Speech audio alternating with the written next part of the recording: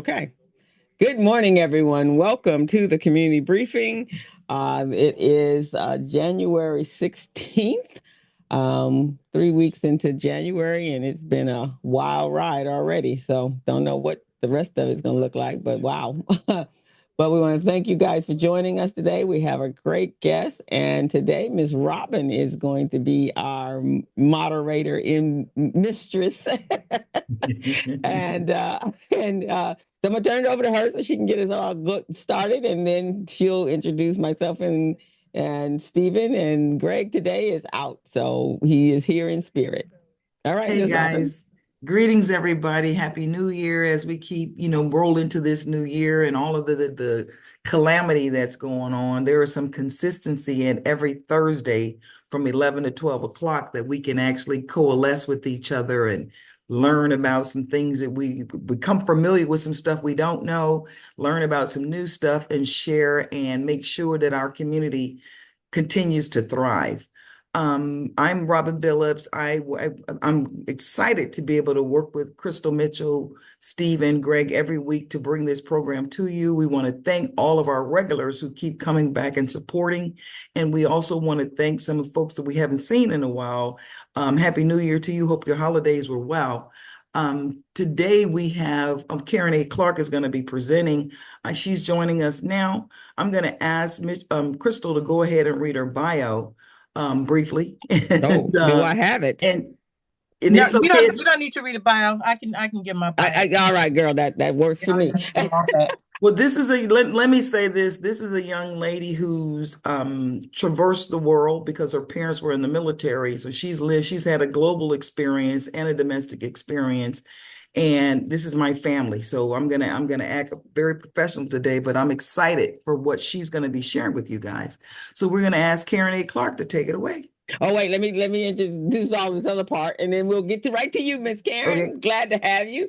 So I am Crystal Mitchell. I'm the co-director of Recycling Black Dollars, as well as the inspiration behind the community briefing. This platform was created for us by us, so that we would know what was going on within our community. And I will tell you, over the next 4 years, it's going to be really important. Y'all be here every Thursday because you're going to need to know what's happening, because things are going to be happening quite rapidly, as we can already see in the beginning of this year. So don't know what January 20th is going to look like.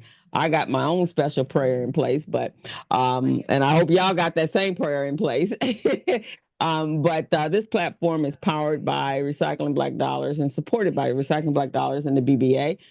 Ms. Sarah Harris, as well as we're monetarily sponsored by the Los Angeles LDC, Southern California Edison, Wells Fargo's Bank, PCR, and SoCal Gas. We want to thank you for joining us, and please go over to our YouTube channel. I'll put the link in the chat and subscribe.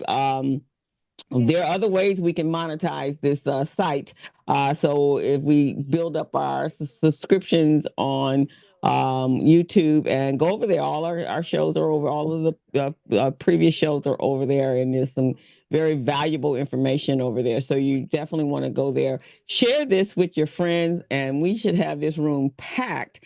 I'm going to put a goal out that we at least have 75 to 100 people here on Thursdays, but we need your help in order to do that. But this is where you need to be to find information. So with that, now I'm going to turn that back to you, Ms. Robin, and thank you guys for joining us.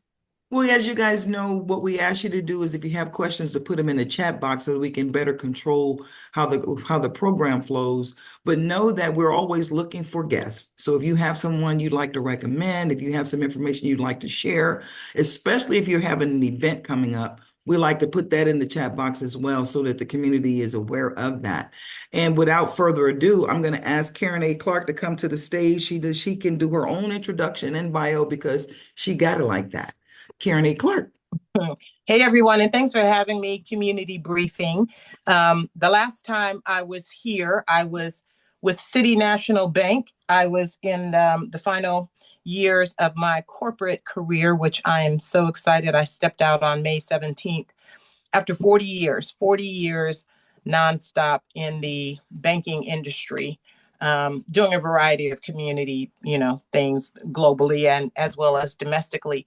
And I'm just so excited, so excited to, not have that obligation to corporate America anymore. And for the first time in my life, I applied for unemployment, y'all. I worked 40 years, never applied for unemployment. And when I left, the bank said, asked my attorney if I wanted to be classified as laid off or retired. And I said, what's the difference? And the attorney said, if you're laid off, you can get unemployment. I said, what? I applied, y'all, I'm getting unemployment. This is just a beautiful thing. So, that's lovely.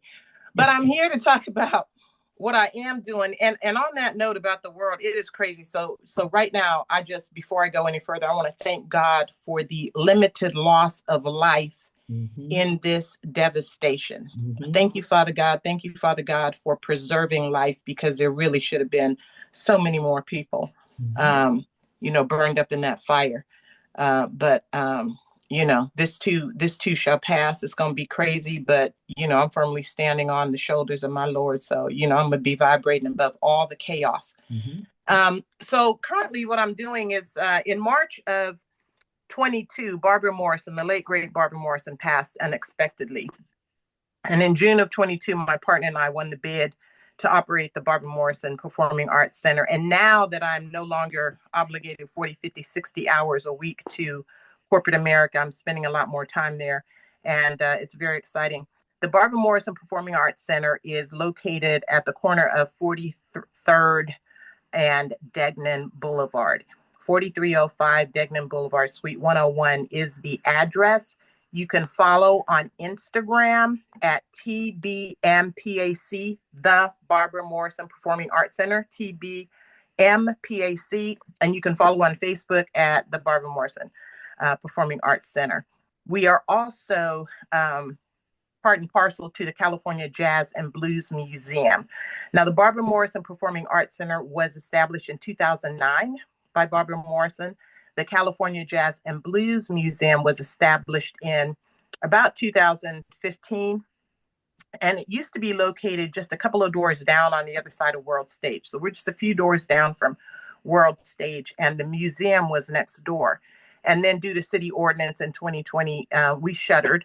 And when everything opened, of course, it was way too expensive to get back in that space or any other space, because all the rents were climbing. But praise God, we have been granted space on Lemert Boulevard, granted space rent-free. And so we're going to do all of the renovations, and hopefully it will be open by the end of this year. But the Barbara Morrison Performing Arts Center, you need to come in there if you haven't. It is live and popping. You need to come for your entertainment needs. We have live music, entertainment 4 or 5 nights a week, and church on Sunday. But some of the regular offerings are, let me send this call away. Some of the regular offerings are church on Sunday from 10 to 2. There's a pastor in there. It's open to the community. There's another pastor that's going to start coming in from 12 to 2. So you have 2 choices of church in Lemert on Sundays. On the first and third Fridays, we have spoken word, music, and art with a full live band. It's open mic, but typically there is a featured artist. And that forum is run by Alonzo Words and the poet. And it's a 15-year-old forum. They just happen to be in the Barbara Morrison Performing Arts Center now on a long-term basis. But because it's one of the longest standing spoken word forums, we get a lot of heavy hitters in there. And it's a wonderful, wonderful place to come and just partake, enjoy, or get up and speak some words, sing a song, play an instrument, and join in. On first Thursdays, we've got First Thursday Blues, which is another very long-standing event. You can come and participate in the jam session, or just come and listen to some blues. And we have some heavy hitters that come through on first Thursdays. On the last Saturdays of the month, we have step-in classes at 6:30, and then a step-in party from 8 to midnight every last Saturday of the month, and it is packed. It is jamming. On Wednesday evenings at 6:30, we have a community writers workshop. And there's just all kinds of stuff going on. The Delphonics rehearse there. Climax rehearses there. Climax filmed their last video there. Speaking of, if you want to rent the center, Heather Hutt has her council meetings there. I mean, it's just all kinds of stuff. We have repasses, we have bar mitzvahs, we have anniversary parties. If you want to rent the center, you can go online and just, fill out the little application contract. But it gives you a list of menu items that are available for you. We have state-of-the-art equipment. We have 5 cameras. We can record. We can stream live. We can edit your music, whatever you want. And on that note, there's a huge, huge event that I'm producing on April 30th, International Jazz Day, which will be streamed globally. And you want to mark your calendar. We are bringing back together Ronnie Laws and Doug Karn in a double feature concert and live album recording. It is going to be a super VIP off the hook event with only 60 seats inside, but we will stream it globally. But that's what's going on at the Barbara Morrison Performing Arts Center. And we are really endeavoring to be what the community needs. And so if you go through the application, if there are items on there, or if you think you can't afford it, fill it out anyway. Give us a call. We're trying to make sure that we can work with people, work with their budgets. I mean, we do have to pay audio engineers. We got to pay, people to open and close. So we do have expenses and we have to make our rent, but we will endeavor to work with you if you want to put something on and you just can't pull it all together. But that's what's going on with Barbara Morrison. And one thing I want to say, y'all, and about the California Jazz and Blues Museum and who granted that space. If you all remember the brothers that put together the full price offer for the Crenshaw Mall and they were declined, those brothers took that money and they put together a community land trust. And they are buying up properties and they are either leasing, granting, or, whatever, putting spaces together for Black-owned businesses. And it's a beautiful thing. It's one of the few Black-owned community land trusts in the country. I'm so proud of these brothers. And you may not know, but there's so much right there on Crenshaw in Lamert that they are actually behind in terms of creating new space. And what they had imagined they would have done with the Baldwin Hills Crenshaw Mall is bought a lot of Black-owned businesses in there. But you know what? God provided anyway. So, kind of good thing that grant was that offer was turned down because they are revitalizing the Crenshaw district. And then lastly, I'm a confidence coach. My website is TheKarenA and I've been coaching women for decades on how to find their voice and use it effectively to launch and to do and to succeed at whatever they want. So thank you for having me. So Karen, where did you tell us a little bit about your background? Where'd you grow up and where did you get the moxie to enter corporate, leave corporate and move into this entrepreneurial space? But I know all the answers, but I need the audience to hear that. Yeah, well, I was an Air Force brat, wanted to go to a historically Black college, but I didn't really have the guts or the moxie to do that. Didn't have any money or anything. But I hustled my way into Cal State U Sacramento.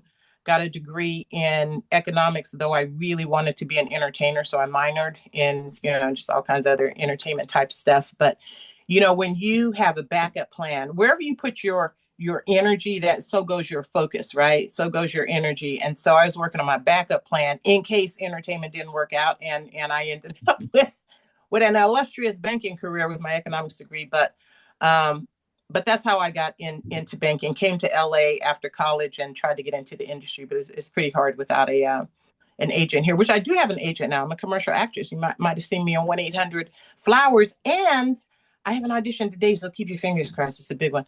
But anyway, came to LA and ended up just going to a headhunter, getting into a bank, and that's what I've done. But I've been blessed to travel the world through banking, doing inclusion training, management training, I've just been blessed to be able to have budgets and do things in the community through, traditional banking, CRA, all kinds of stuff. God has just been good to me, allowing me to give back and to be in places where I could have some influence in my career. And that's pretty much the long and the short of it. I always have been an entertainer. And in fact, I hope you caught one of my supper clubs. So I produce my TheKarenA supper club about every couple of months. Sometimes I just do a regular concert, but if you come to the supper club, you get the cocktails and the gourmet dinner. And Richard 88 Fingers Turner is my musical director, as well as Eric Darius's and some really big names. But Richard, in fact, Robin and I were at his listening party. He had a listening party at the center the other night. He's on the final stages of his CD. And so it was so interesting. He actually played songs and got the audience feedback in writing and, and just heard from the audience what they think should go on that CD. And then the CD release party will be in March. So keep your eye open for that. If you go to the website, I go to Instagram, you'll see everything that's coming down the line. Pretty much some groups don't have flyers, and we're encouraging them, please put together some flyers, some communication so that we can get it online and people can know what's going on, because that corner is just live and popping. The world stage, is open several nights a week. Lamert, there's a lot going on there now. Fernando Pullum is across the street. The Vision Theater, which, Lord have mercy, I guess it was supposed to open, I don't know, back in whenever. But after an $11 million renovation, it is finally in the final stages to be opened. It's a 700 plus theater, state of the damn art. Tina Knowles took on the front of the house operating contract. So her group will be in there, bringing in all kinds of entertainment. And there will be my partner at the Barbara Morrison, Tim Morganfield, is the new technical director at the Vision. So we'll also be trying to get some local acts in there. It's going to be a phenomenal thing. They were hoping for a June opening. So sometime between June and October. Tina and her crew were over there the week before last, already making plans for the grand opening. They're bringing a lot to Lamert. So keep your eye open, because it's going to be pretty amazing, bringing a huge amount of life and money and revenue back into that Lamert district. When you look at your career and where you are right now, what do you consider to be the tools and the resources that are required for what I call next generation activity? When as we were growing up, you had to go to college and I was a management trainee. That's how I got into banking. What do you see are the avenues and some of the tools that people have to have moving forward? Things have drastically changed. They really have. But in terms of, the degrees and the education and all of that, and in terms of education, y'all, I just want to say this. Black women in America are the most highly educated group of professionals in corporate America. That's because we just keep getting degrees, think we're going to be on par. They're going to recognize us, our worth and our value if we get more degrees, and it doesn't happen. We still making, 66 cents on every white male dollar. But what is absolutely necessary, it's not the degrees. It never has been. We as Black folks, we the shit anyway. Brown folks, we have been through so much. Asians, we the shit anyway.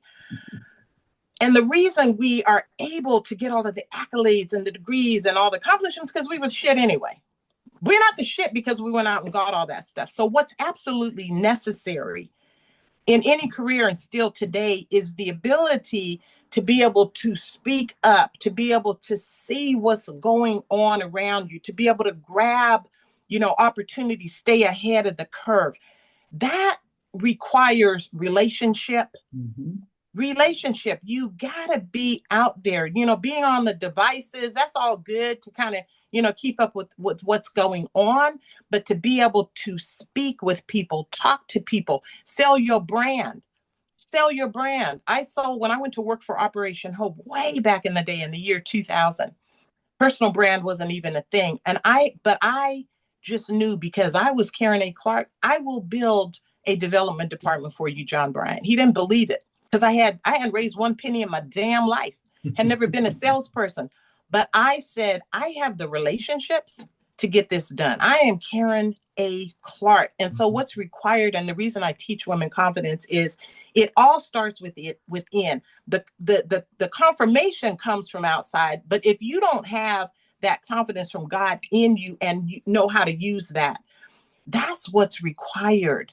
That's what you call, you could talk your way into anything. You really can. You really can. That's what white men do all day long. They talk their way into any damn thing. You can take the bad idea and get a whole momentum behind it. So just think, if you're actually smart and you have a good idea and good intentions and a good heart, and you know how to speak up for that and rally people through relationship, not being scared, being able to step out despite the microaggressions that are coming at us every day and all of that, but understanding, shit, I'm the one.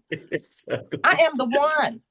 And that's what got me to those C-suite levels throughout my career. Just say, I'm the one. I'm the one. I'm going to get it done. I'm going to get it done. Well, and I think there is an art to asking questions, right? Absolutely. To educating yourself, to reading and immersing yourself in information, and then asking questions. Can you speak to the fact that most of the time people will sit there like bumps on a log, got 12 million questions going on in their head, and they won't ask the question to the subject matter expert sitting right there in front of them? Absolutely, absolutely, absolutely. Bill Duke moved to Atlanta recently, so I haven't in the past year or two done any financial ed for his boot camp, but for probably 12 years, I was financial ed director for Bill Duke's boot camp, which is a media intensive where he brings 12 to 16 high school and college kids together, and over 12 weeks teaches them everything they need to know about making content and, producing it. But he would start the first hour and a half of every Saturday was financial ed, because it was so important to him that, show business, you got to know the business part of it. And what I would tell those kids on day one, I said, let me know any and everything you want to know about money. I don't care what is, throw it up on the board. Let's throw it up on the board. I don't care if it sounds crazy to you. What do you want to know about money? And we put it up there on the board. But that was the process of starting them to just talk and ask about things that they didn't know anything about. Because if you don't ask, you're never going to know. And people will assume that you know, right? But just make it plain, because most of the people around you don't know either. They don't know either. Half the people around you don't know either. So you have to ask in order to get the right answer and know how to move. It's just so important. And there's been so many times in our collective history as people when we have been suppressed and oppressed and not allowed to speak or to ask. And that has carried, over. And it just amazes me how a lot of times young people be sitting around debating something and with phones in their hand. I'm like, why don't you just look it up? Exactly. At the World Wide Web, and then teaching people, what are the right sources, because there's a lot of fakery out there, but at least ask. Right. And if you don't dig in, you won't know what's good and what's not good. You got to get actively engaged. Karen and I actually worked at U.S. Bank together, and we ran our strategies together because both of us were going after small businesses for different reasons. I created the Supply Diversity Program, and she had multicultural marketing. And I think, would you know this? But 25 years ago, we went to that Shamrock Holdings investment piece. Can you tell a little bit about that experience? Again, about building relationships, being in a room that folks think that you don't belong in, and then we just took it over. Well, Robin and I believe in just doing stuff and asking permission later. Just ask. And so we were at U.S. Bank, and I talked her into taking on the National Supplier to Diversity job, because they asked me if I would do it, and I said no, I'm doing something. I said, but I guess somebody who will, and then we could be a team. And so Robin and I put our budgets together, our travel and entertainment budgets together, and our sponsorship budgets together. And we traveled together intentionally. And we stayed in the same, same hotel room, so that we could save on that money too. And it allowed us to do twice as much. But that was that was an amazing experience for us because we interfaced with hundreds and hundreds and hundreds of business owners. We went to every damn trade show there was in a year. And then we did it, 3-4 years in a row. And so we knew people across the damn country. And it was amazing. Business owners would walk up to the booth and just not prepared. Just so many Black business owners not prepared to articulate who they were, what they can do, the value proposition that they, had. And so we're like, shit, some guys, folks need help. And Robin took the lead and developed some courses on, self-assessment and preparation. And then we together delivered seminars on, everybody was doing access to capital seminars, but there wasn't no access. So we started doing no access to capital seminars. Now, what do you do? Mm-hmm. But it was amazing to me that so many people just did not have information about their own, ventures, their own industry, or even the corporation that they were approaching to try to get business from. And so with young people, it's so important that we teach them how to articulate who you are, what you're bringing to the table, what you need, what you want. We got to flesh all of that out in our heads, because if you can't see it, then you never will be able to be it, and you never will be able to realize, your biggest dreams and goals. How do you, when I look at where we've been, a large part of it had to deal with volunteering, right? Talk about, Joseph wrote in the chat box that you're the very reason why he's at Pacific Coast Regional. I sat on that loan committee 40 years ago, So talk about your community commitment that built your brand, that built the confidence, that built the trajectory that you're on right now. Yeah. So when I was coming up, I was the shyest kid ever. Even Robin doesn't believe that, but I'm telling you, I would be in the talent shows. I was a cheerleader. I did all the stuff, but always in the back. Always in the back row, because I was nervous, I was afraid, and I thought that someone would see my heart beating out of my chest. So I wanted to do all those things, but I was so afraid to be in the front of the crowd. And when I got to college, and I was taking, a bunch of drama classes on the side, economics major, but taking a bunch of drama classes. And I took this class, and I didn't read the fine print. And halfway through the semester, we had to audition for a play, audition for a series of one-act plays. And it just it took my breath away, because what that meant is I was going to have to step up in front of a bunch of people and speak on my own. And when I got to the audition amphitheater on that Saturday, it was more than just the 60, 70 people in class. Those auditions were open to the community. And so that amphitheater was standing room only. And there were a lot of what we call veteran, actors in there. Sacramento was huge on community theater back then. And I just thought I was going to die. And I watched the process. And people, when the Michael Gates called your name, the director, you'd walk up, he'd hand you the script, he'd tell you where to read from. The whole amphitheater would go completely silent. Person would do their thing and leave. And I'm like, oh my God, I got to do that. And here I am. I'm 17 years old. They calls my name. I walk up on that stage. I don't even know how I got on the stage. Just seriously, by myself, walking up there. And then he gave me the script, told me what page to read, and I just started reading. And after a minute, he's like, cut, sugar. I can't understand a damn word you saying. Now start over and articulate. And I thought I had died. I literally thought I just dropped through the floor and burned up. But I kind of opened my eyes. I was still there. And I was like, I was so mortified. And so I just started reading again, loud and articulate. I just wanted to get off that stage. And he finally said, cut, thank you. And I left. But what I realized when I left that stage is that I was still alive. Nobody was laughing. Nobody was looking at me. It wasn't, what I had survived the whole thing. And that changed my entire life. That changed my life.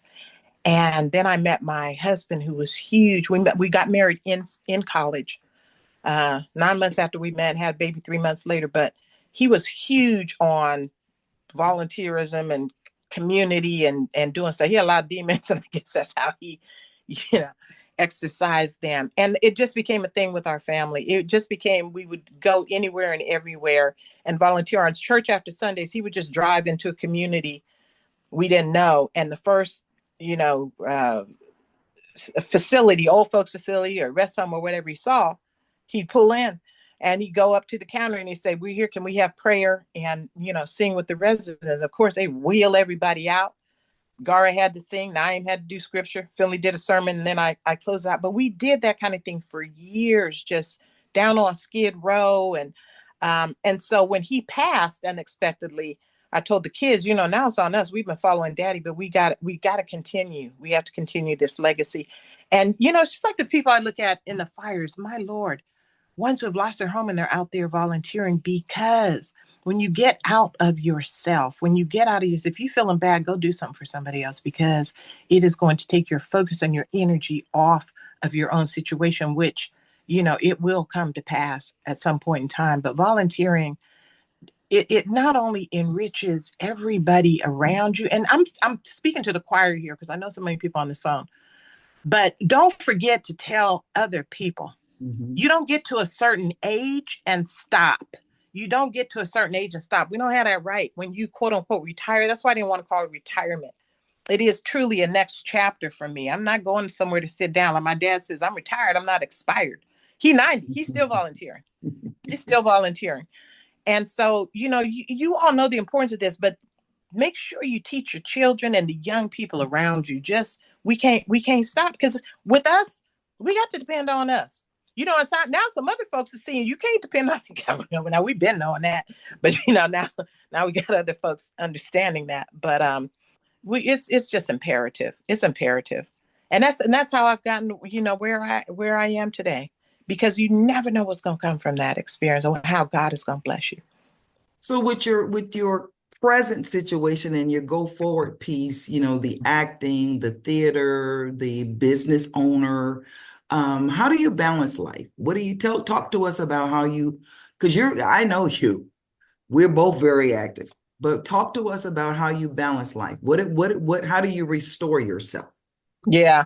Well, for me, now I'm in this beautiful situation now where I had a whole 40, 50 hours a week where I could figure out what to do. And I'm gonna tell you, for the first few weeks, maybe month or two, it was a trip, because it's like you getting up, you're looking at your calendar, it's like, okay, sure, what did I miss? Oh, okay, ain't nobody checking for me. Okay, I'm good. You know, I go downstairs, make some coffee, and after like 5 minutes, like, oh, okay, that's enough of that. I gotta do something. I'm like, do what? You do what you want to do. But the way I balance, because now, you know, now I am starting to get back into the, you know, doing a bunch of stuff.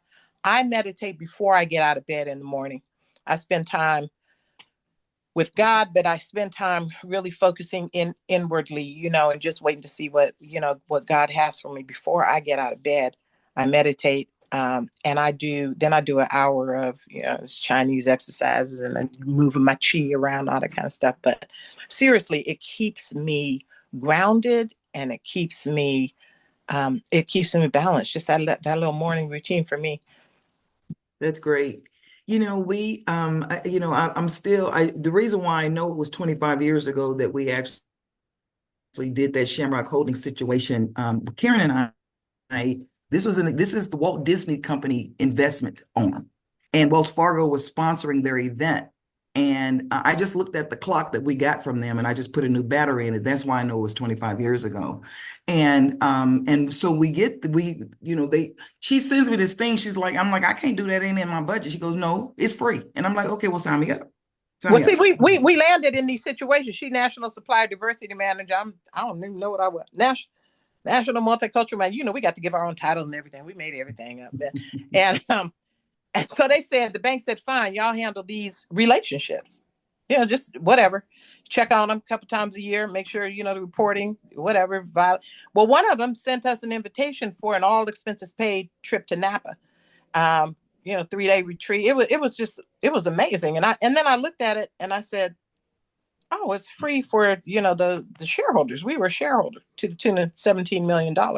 And I sent it to Robin because it was, +1. She said, oh, I can't afford that. I said, keep reading. It was free.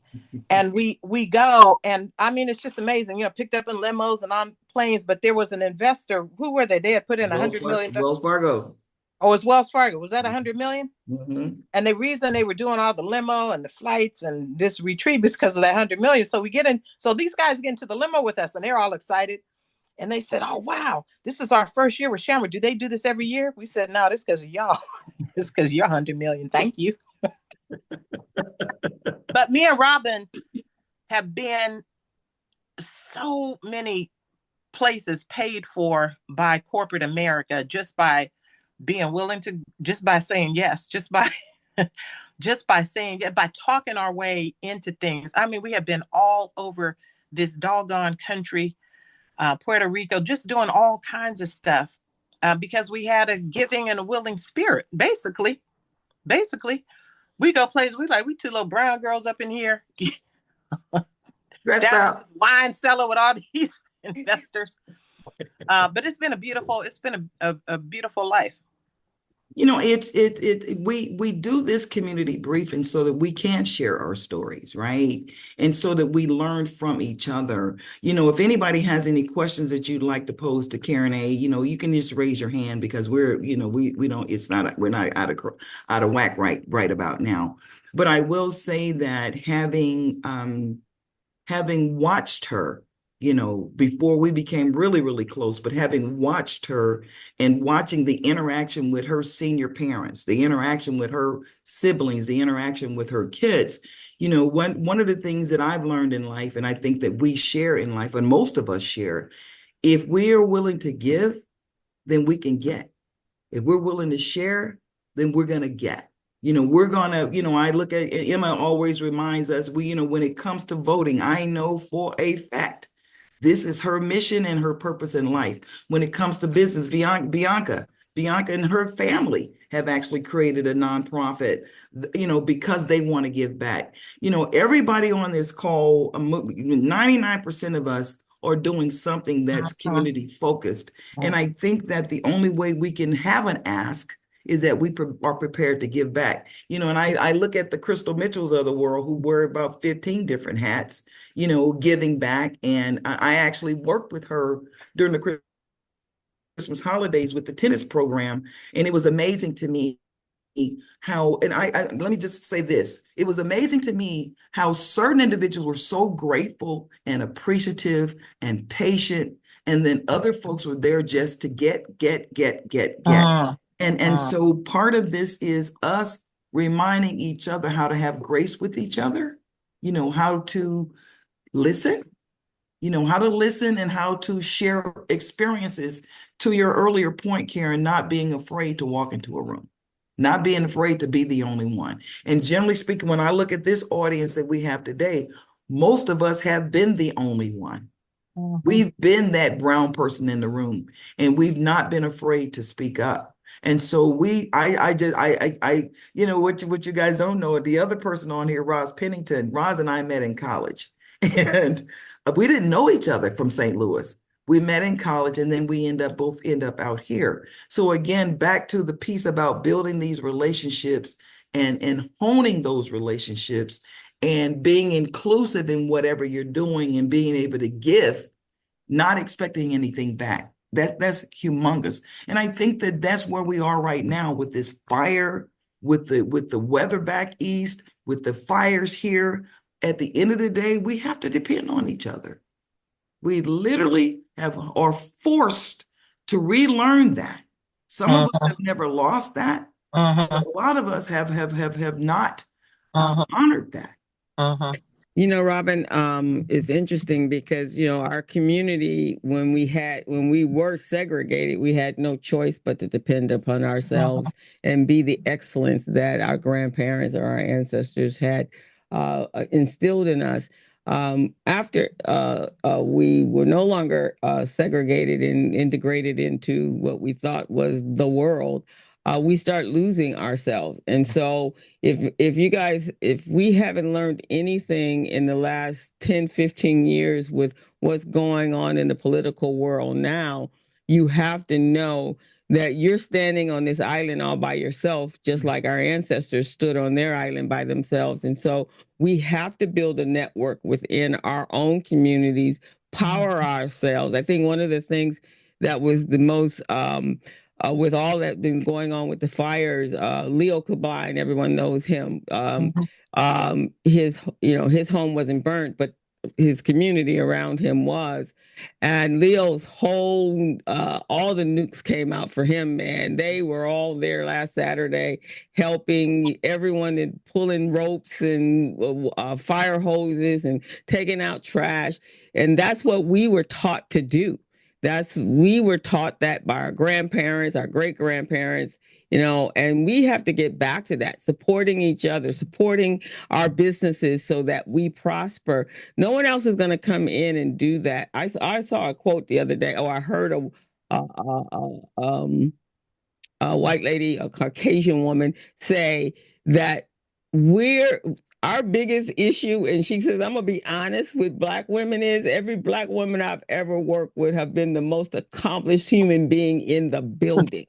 And she says, and it's not, we're jealous. We're jealous that with everything that's been thrown at us as a people or at her as a person, she still is like 20 levels higher than we are. And that really pisses them off. And that's their biggest issue. So we shouldn't diminish our fire. We should grow our fire bigger. And I'm with Karen and Robin and Roz and all the other powerful women that are on. When I walk in a room, I want you to know I'm here. I don't care what color you are. Yeah. And I'm here. And you need to know I have stuff to say and I'm about my community.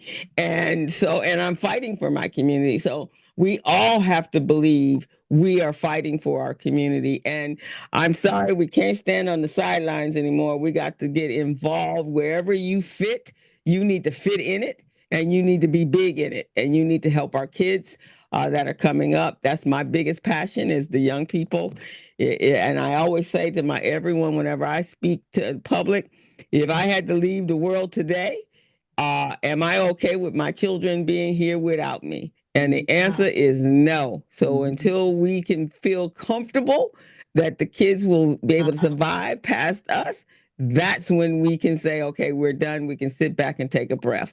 Right now, we can't take no breaths. Well, and the thing is that one of the reasons why I wanted Karen to come on is because her story resonates with everybody. She's an excellent storyteller, but the story does resonate with everybody. I'm going to come to you, Tia, just a second. I really wanted Joseph to be able to pay you some accolades, KarenA, but he had to jump because he's working on a presentation. And then Bianca, as I mentioned earlier, Bites Cafe, owned by her brother, Francois. Is that how you say that? Did I say it right? He served 2,500 meals yesterday to the workers at the Pepperdine worksite. Bravo. And again, Viveki donated 1,000 masks today in partnership with San Gabriel Water. So again, we can all do something. We can all do something. And what Karen has shared with us is just do it. Just do it. Don't expect anything back. Just do it. Tia, you got to come off of mute. I'll show my face just for a minute, just to say hey, because I'm driving. So let me go back on my video off. Yes.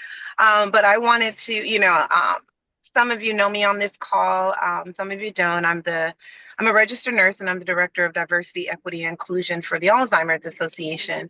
But I also sit on the LA County Commissioner for Supervisor Holly Mitchell on the Health and Hospital and Healthcare Delivery Commission. And I came on this call today not knowing what to expect, but I was really moved to come onto this call today, so I did. And I want to say to Karen, what you just said is that you're an excellent storyteller. And through your story, you just kind of gave me such energy in so many ways, because there are many spaces that I walk in and I am the only Black woman in that space. But I make sure that my voice is heard. And I just love to hear other women, supporting that and empowering me to say it's okay. Sometimes you have to continue to be resilient in that, because that's how change is made. That's how you are part of the decision making process, especially when things are so important as health care equity for our people. Um, the other thing, though, is sometimes you don't know why you're in a space, Karen. And for people like Crystal and Stephen who know me, as I listened to your story, I felt your joy. And along your story, you shared that your husband passed away. And my husband passed away 13 months ago. And as a very young Black female widow, there's not a lot of spaces for us, for people. Maybe there's a lot of places for grieving and widows who maybe been married a long time and are a lot older than me, or spaces where there are not a lot of Black women, so I can't relate. And I've been really trying to focus. My husband passed away of December of 2023, so 2024 made a year. And when January hit, I prayed to him and I said, husband, I'm going to find my joy in 2025. But it's hard for me to see what that looks like, because I don't know what my life is. Is there joy after this? And girl, your joy resonated with me. Like, I know that joy exists in that space. I know that's not why you came onto this call. Yes, it is. Yes, it is. But you know what? It was why you came onto this call, for me. And so I just want to thank you for sharing your story and for God allowing me to come onto this call today, because I need to see people that look like me, that have gone through what I'm going through, and see that beauty and resilience on the other side. So thank you, Karen. That's really what I'm gonna pull from this story today. Amen. Amen. And I'm gonna share something with you, Tia, that someone shared with me at the time. And it's been 12 years since my husband passed, but somebody shared at the time that you have a lot of bad days, good days and bad days. And they shared that it will never be the same, of course. But it won't be as bad. It will be different. You will eventually have more good days than bad days. And I just, one testimony on that, when my husband Finley passed, we had one granddaughter, and we now have three granddaughters and two greats. And I know he's enjoying, from on high, but I just, at the time, I didn't even imagine, growth in the family, because you're just so, inwardly focused. But you'll be all right, sis. You'll be all right. Thank you. And Tia does, if you guys are following her on Facebook, and you really should, she really shares her what she's feeling about the loss of her husband from day one. And you just have to just love her for that, and just at least just send hugs to her when she's doing that, because that's how she's coping with the loss. And I just recently saw you unwrapped a picture, I guess a friend gave you, and you couldn't do it until the anniversary. And so much love to you, Tia, for being able to share with your community how you're feeling. And we're here for you. Yes. Reach out to me anytime. So we're going to go over to Renee, but we also see we got our medical correspondent has joined us today. So Renee, and that's a little scary. Get to it, Renee, because we got to give Dr. Mays some time. I know we do, doctor. Anyway, Karen and I met through the bank, and I was doing ERC at the time, and that's sort of in our past. We're still getting that here and there. But anyway, what I wanted to thank you for is for the Barbara Morrison Performing Arts Center, because I'm part of the Lemert Park Vision Theater Coalition. And you're like our family, because we do most of our readings there at your place. We could go to other anyway, other places. But that's home for us. And thank you so much for coming in and helping Tim out, since he's busy over there. And it's just great. We have a play that we are going to do soon. We're trying to get on your calendar for Women's Month, and it's called A Cloud of Women. And it's a religious thing. Maybe we'll do it after church. But it's about the women in the Bible, and comparing them to the women of today. Day. And Oh, what I want to say about the women of the day, and Tia, if you're still there, and Crystal, you said something about this, about walking in the room. You want them to know who you are. They know who you are when you walk in there. Isn't that true, Emma? They know who you are. That you just exude that. So they're ending up coming over to you. So Yeah. don't change a thing to Tia. They know who you are and they will come to you, just like this show off Miss Karen today. They just come to her. So, but you show it. All And right. and let me just thank her because Karen and I have done these dinners and we've been at table number 1, 2, and 3. And most recently in the last couple of years, we were like, wait a minute, everybody's coming to us. I said, we're like, oh yeah, we the queens now. Everybody got to come to kiss the ring with us versus us going to kiss the ring with them. But it's what you put in is what you get out. They And so know. KarenA, thank you so much for taking time to share your story, to share your resources. And it's an incumbent upon us to support the Barbara Morrison Performing Arts Theater and the Vision Theater and Lamert Park, because that's our community. This stuff was built by us and for us, but we have to support it, just like we asked you guys to support the community briefing. And before we get to close, I do want to, Dr. Vicki Mays, Happy New Year. We've missed you. We have missed you, but we know when you dial in, you got something you want to tell the brothers and the sisters. The floor is yours, girl. Hello, family. Good to be back. Happy New Year to everybody. But when I come, I got a message. And Crystal, it's okay because it's not about COVID, but it is about your lungs and a mask.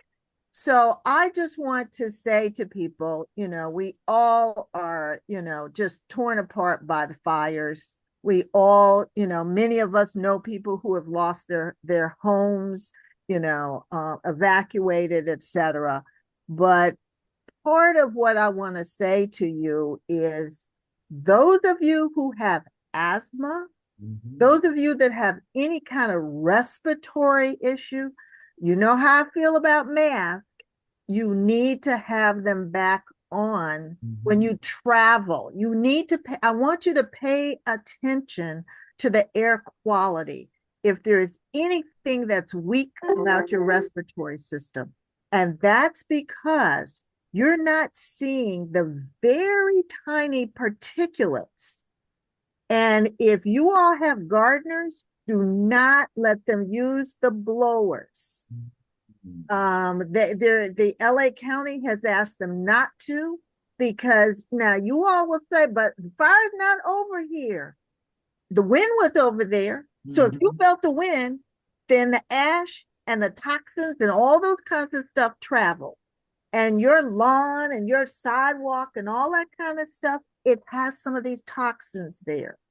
So I came back on, like I said, it's not about COVID, but it is about the mask. And I just want you all to get the latest of information that, LA County's out there telling everybody, but I'm making sure that I'm on community briefing telling you all, because I want people to be wealthy, but well. Yes.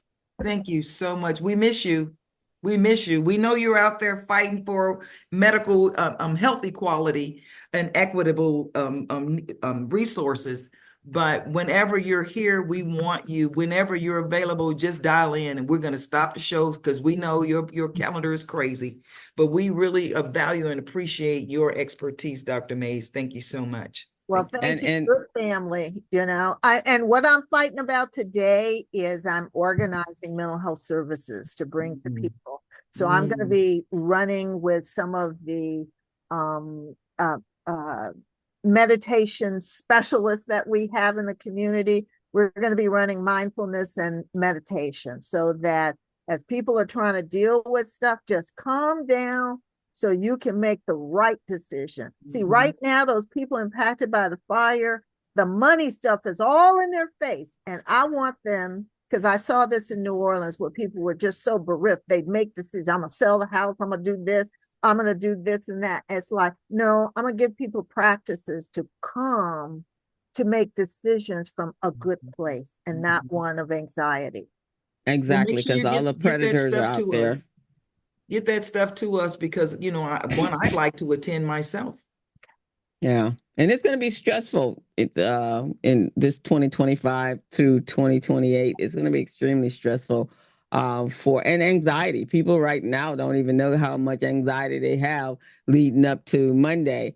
And you can't even think that it's Martin Luther King's day because you got so much stress happening on what's happening, what the future potentially could look like. So yeah, we probably should have mindful groups meeting 6 o'clock in the morning. Everybody get on and do let me get my day started because I don't know what's gonna happen today. And because of the other stuff, not just the political stuff, but then the hatred that is being directed at people that look like ourselves and our neighbors. And once that happens on Monday, it's going to be coming out of everywhere. So being able to contain yourself without killing somebody is going to be it's going to take all the power you got, at least for me. Yes, I just don't handle those kind of things very well. So yeah, I thank you, Dr. Mays, and as well as far as traveling without that mask, Gilbert went to Florida last week and came back with COVID. So.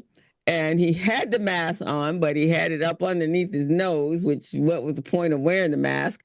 And so when he came back, went to the doctor, they're like, "You have COVID." He said, "But I had on a mask." He said, "But you probably didn't wear it right because obviously you wouldn't have got COVID." So definitely when you're traveling, people just came back from the holidays. And so they've been exposed to everything. They've been traveling outside of the United States, and many people haven't gone back to get that last update, right? So I got mines, and so thinking, "Oh, I don't need it now." Yeah, go get your last update, and then taking care of self. Your body's strong, so that you can fight off whatever. So you are welcome anytime, Dr. Mays, even though you scare me when you're kind of like, "Oh no, are we back in the pandemic?" But I welcome you to come tell me. So I know She's our official medical correspondent. So yes. when she comes on here, we know we're about to get lectured about what we need to know. So thank you so very much. And looking forward to the Hollywood Bowl schedule coming out. Oh, yes. Oh, yes. That's Yeah. self-care. That's Yeah, self-care. that's self-care. Music, Exactly right. dancing, anything right. that's gonna take your mind off of the dramas. And please come back once a month so that because we're gonna need it starting from next week. So you come back with some mindful stuff for us here, so that we can keep ourselves. Let's see, Renee say in the grocery stores and the markets and all those places. Yeah, just when you're around a lot of people. Thank you all. Karen, you've been awesome. I know we all are walking away here all inspired. I love to talk to people who are on their second act. The first act prepared you for the second act to live passionately in your mission. Yes, it did. Yes, it did. And you come with so many more tools that you would have had if you started the mission, your passion first. You get those tools for free. Amen, amen. Hey, and then you come back and activate. Quick little story on hate. My daughter went to school in New York. She went to Amity. She was in New York for 9 years. She's on the subway one day. This lady gets on, nasty looking lady, she said, white lady. And the lady looks dead at my daughter and she says, "I hate," and she used the N word. And everybody around got quiet and looked at her. And my daughter said, "Me too." And the whole train just cracked up laughing. And the lady was just like, yeah, that's a good one. Let them know that that is not a word reserved just for us. right, reserved for whoever's acting like you. So yeah, that's a strategy. So Stephen, who we got coming up next week? Well, I'd like Bianca Vopecki to announce it. Bianca was instrumental in getting our next guest. Bianca, you got a minute? You caught me off guard, but I think it's Felicia Bell. She is the writer of Money Books. I don't know. I didn't have it in front of me. Caught me off guard. Yes, Money Books. The Money Books. So She's very passionate about teaching young people, especially Black and brown young people, how to manage their money and how good it feels better to have a nice bank account than Jordans on your feet, you know. So she's taught at a couple of semesters at a HBCU, and I'll just let her tell you more about her background, but she's very interested in helping our kids and even us. I got her book and I read it and I learned a lot. Okay. All right. Financial literacy is going to be important for building wealth. John Bryan goes across the country talking about how important, and again, everything is very important now for us to become more segregated with building our own economic wealth. Nobody's going to hand it to y'all guys. And to get above the fray, you got to get up to that $1 million mark. Then at that point they stop messing with you. They don't care what color you are. But if you're gonna stay down here with the little people, then they're gonna wreak havoc on you. So we gotta together be able to increase our wealth, and so that we can protect ourselves. So and I hope anyone that's living in the Altadena areas, the burn areas, that don't sell. If you need someone to help you fight, there are so many people out there that's looking to help you fight to rebuild your home. Do not sell your property. The predators are already out there. So don't listen to anybody that's telling you that no, because let me tell you, if you sell your property here in California, I don't know where you're going, but I don't think you want to go to any red state that you think you can live cheaper in. And once you sell here, you can never come back here. It's done. So do not sell your property. And that's what Dr. Mays is saying. We got anxiety. You feel that? No, do not do that. And so anyone of us that have loved ones, and in Altadena especially, because those properties have been handed down 2, 3, 4 generations. Do not lose your ancestors' home.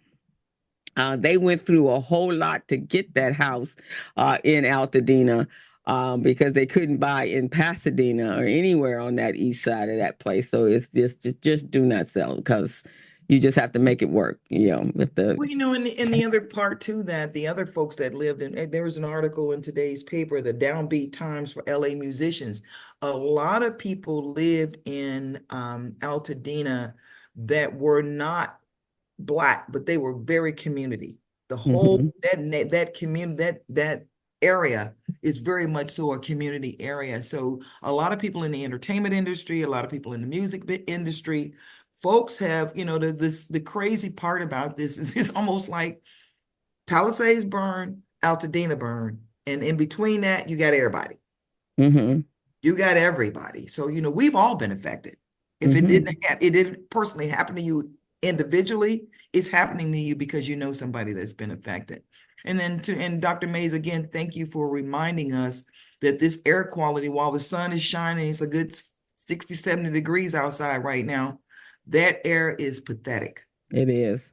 There's ash everywhere. Yeah. I live in Inglewood. There is so much ash on everything down here. And now the other thing I want to ask then, can I just water down? Anything that you do to clean it is better if what you do is something like water. Don't stir it up in the air because it travels. Got it. So, they're telling the gardeners to do things like, wet instead, but it means using water. So I don't want to use much of that.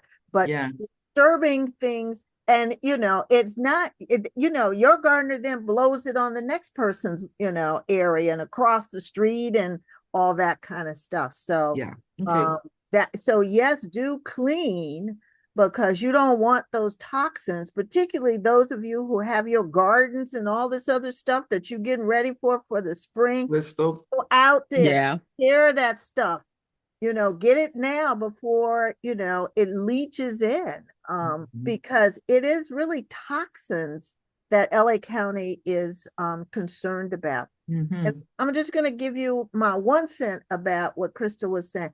There's a term for this now. It's called disaster real estate, where people swoop in. Sometimes they're from Florida and other places.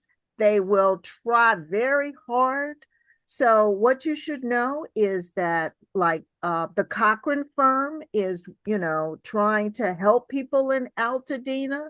There's another lawyer firm. I just can't remember the name. Ben Crooks Ben he's going to Crooks. be doing Oh, a class action, I'm almost certain. okay. Mhm. So we as Crump, I'm sorry, Crump. Crump.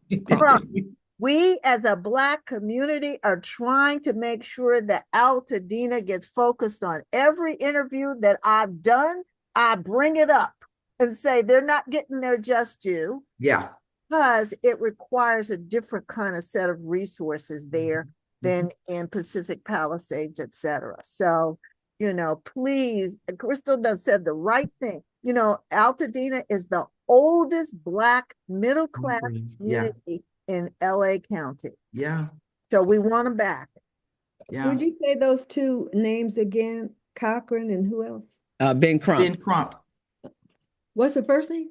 Ben Crump. Oh, Ben. Okay. You know who everybody knows Ben Crump. Everybody him. He been on anytime there's any kind of anything happening with Black folks. He's there to be their attorney. So and let's pray for our mayor. Yeah. Oh, yes. Our mayor and our governor has, there's some divisive folkses out there that think that Karen has direct psychic abilities to know when wind come.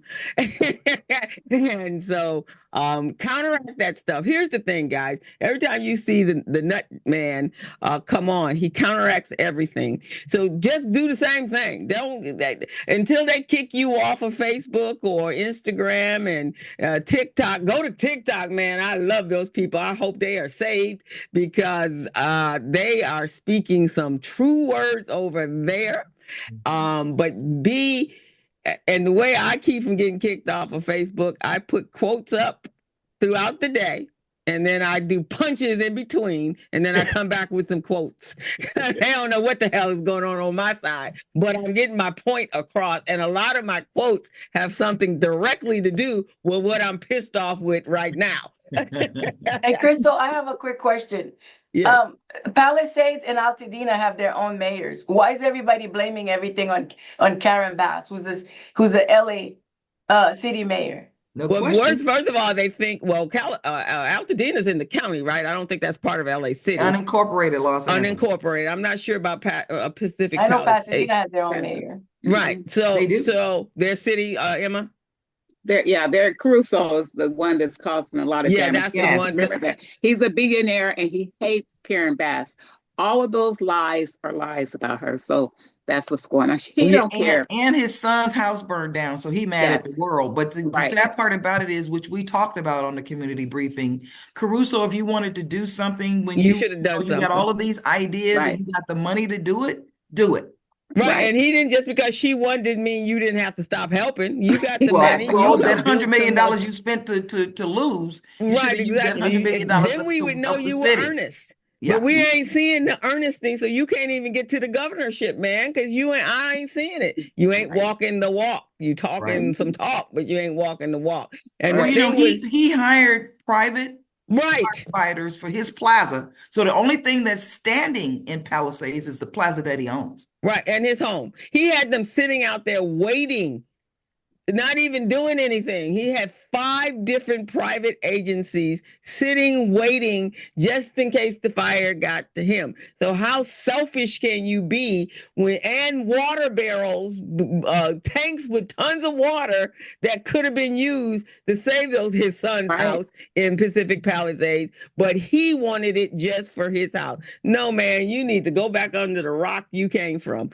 And so, all of it is just. Well, the other thing that I was sharing, I don't know if you guys watched The View, but Dennis Leary was on there. And Dennis he lost something in the fire many years ago, and he created this fireman's fund. And he was the one that said, just like the fire chief from Orange County said, if they had 100 million gallons of water and 100 million firefighters, this was a fire devil. Right. This was a fire devil. Right.